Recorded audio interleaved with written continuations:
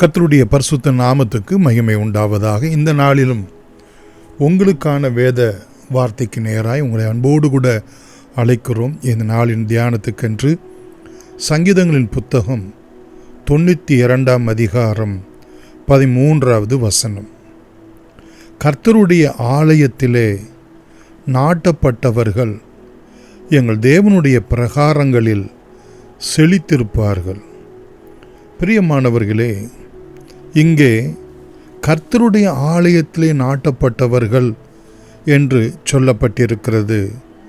அப்படிப்பட்டவர்கள் அவருடைய பிரகாரங்களிலே செழித்திருப்பார்கள் என்கிற ஒரு ஆசீர்வாதத்தையும் நாம் பார்க்கிறோம். நாட்டப்பட்டவர்கள் என்றால் என்ன அர்த்தம்?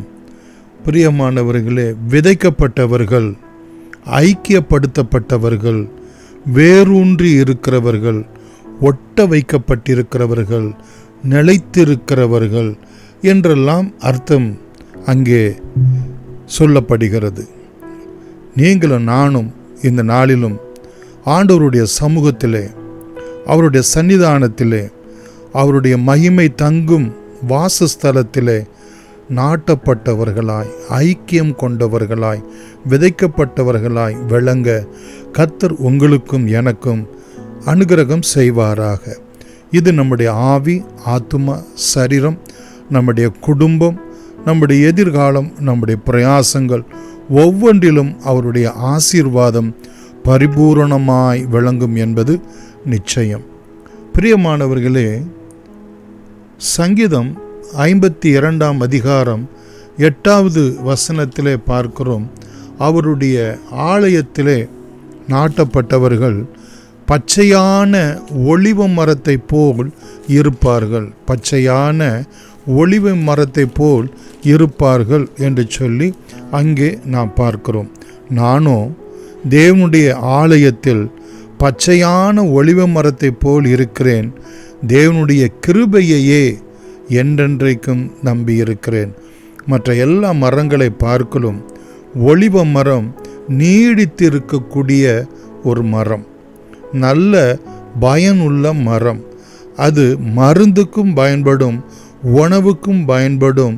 பிரியமானவர்களே, எல்லா விதத்திலும் ஒரு பனைமரம் எப்படி பயன்படுகிறதோ அதே போல ஒலிவ மரம் எல்லா விதத்திலும் பயனுள்ள ஒரு மரமாய் இருக்கிறது. ஆதலால் பிரியமானவர்களே, நாம் ஒலிவ மரத்தை போல தேவனுடைய ஆலயத்திலே, தேவ சமூகத்திலே நாட்டப்படுவது என்றால் என்ன அர்த்தம் என்று சொல்லி நாம் பார்ப்போம் என்று சொன்னால், பிரியமானவர்களே, ஓசியாவின் புத்தகம் 14 அதிகாரம் 5வது வசனம் முதற்கொண்டு கர்த்தர் நல்லவர், அவருடைய கிருபை என்றும் உள்ளது. அங்கே நாம் பார்க்கிறோம். பிரியமானவர்களே, ஓசியாவின் புத்தகம் 14 அதிகாரம் 5வது வசனம் முதற்கொண்டு, நான் இஸ்ரவேலுக்கு பனியை போல் இருப்பேன், அவன் லீலி புஷ்பத்தை போல் மலருவான், லீபனோனை போல் வேரூன்றி நிற்பான், அவன் கிளைகள் ஓங்கி படரும், அவன் அலங்காரம் ஒலிவ மரத்தினுடைய அலங்காரத்தை போலவும், அவனுடைய வாசனை லீபனோனுடைய வாசனையைப் போலவும் இருக்கும். அவன் நிழலில் குடியிருக்கிறவர்கள் திரும்புவார்கள், தானிய விளைச்சலைப் போல செழித்து திராட்சை செடிகளைப் போல் படருவார்கள். அவன் வாசனை லீபனோனுடைய திராட்சரசத்தின் வாசனையைப் போல் இருக்கும். 8வது வசனத்தினுடைய பின்பகுதியிலே நாம் பார்க்கிறோம்.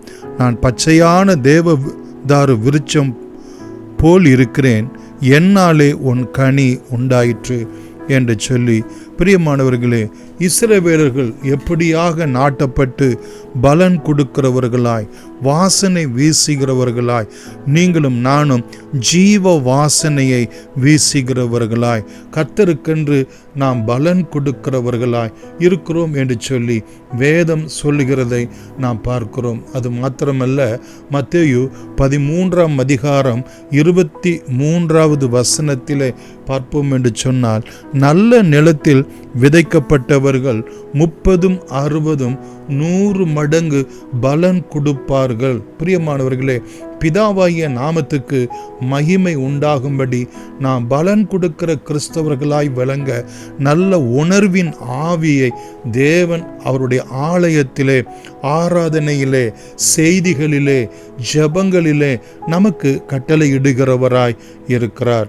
அது மாத்திரமல்ல, யோவான் 15ஆம் அதிகாரம் 5, 7, 8 இந்த வசனங்களை நாம் வாசித்து பார்ப்போம் என்று சொன்னால், அவருடைய ஆலயத்திலே நாட்டப்பட்டவர்கள் என்றால் கிறிஸ்து இயேசுவுக்குள், அவருடைய வார்த்தைக்குள் நிலைத்திருக்கிறவர்கள் என்று சொல்லி, அது மாத்திரமல்ல, அவர்களுடைய சீஷராய், அவரை பின்பற்றுகிறவர்களாய், கிறிஸ்துவை போல இமிட்டேட் பண்ணுகிறவர்களாய் விளங்குவோம் என்று சொல்லி இந்த 3 வசனங்களிலும் பார்க்கிறோம். 8வது வசனத்திலே மிகுந்த கனிகளை கொடுப்பீர்கள் என்று அங்கே சொல்லப்பட்டிருக்கிறது.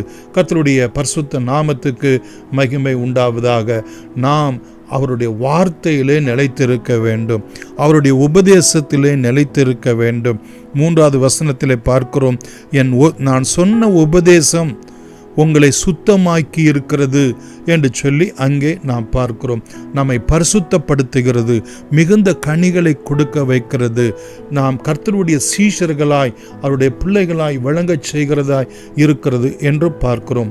3வதாக ரோமர் 11ஆம் அதிகாரம் 24, 22 இந்த 2 வசனங்களையும் நாம் பார்ப்போம் என்று சொன்னால், நாம் அவரோடு கூட ஒட்ட வைக்கப்பட்டிருக்கிறோம். பிரியமான, கிராஃப்டட் என்று சொல்லி ஆங்கிலத்திலே சொல்வார்கள். நாம் அவரோடு கூட அபைடடாக மாத்திரமல்ல, அபோடாக மாத்திரமல்ல, பிரியமானவர்களே, அவரிலே நாம் நிலைத்திருக்கிறவர்களாய், ஒட்ட வைக்கப்பட்டவர்களாய் இருக்கிறோம் என்று சொல்லி அங்கே நாம் பார்க்கிறோம். அது நிமித்தமாய் 22வது வசனத்திலே தேவனுடைய தயவு கிடைக்கும், உனக்கு தேவனுடைய தயவு கிடைக்கும் என்று சொல்லி நாம் பார்க்கிறோம்.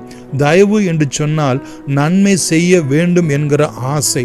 கர்த்தர் தாமே நமக்கு நன்மையினாலும் கிருபையினாலும் நம்மை முடிசூட்ட பண்ணுகிறார். அது கடைசியாக 4வதாக பார்க்கிறோம்.